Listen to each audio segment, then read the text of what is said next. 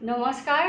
দুটা সমস্যাৰিত শব্দ আতৰ আতৰ দুইটাতে বৰ্ণ একে আছে, এটাত কিন্তু ছন্দবিন্দু আছে। আ ছন্দবিন্দু দন্ত্যত ৰ আতৰ, যিহেতু ইয়াত ছন্দবিন্দু আছে গতিকে উচ্চাৰণটো অকণমান নাকেৰে যোৱাৰ দৰে হ'ব। এই শব্দটো হৈছে বিশেষ্য পদ, ইয়াৰ অৰ্থ হৈছে দূৰ বা নীলক।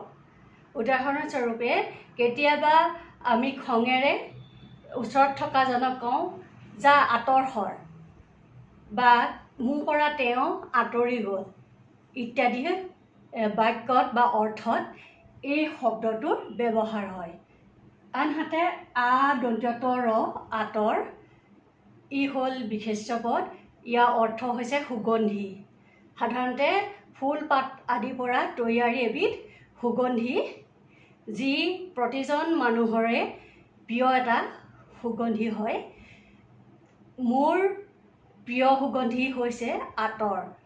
এনেধৰণৰ উদাহৰণ দিব পাৰি। ধন্যবাদ।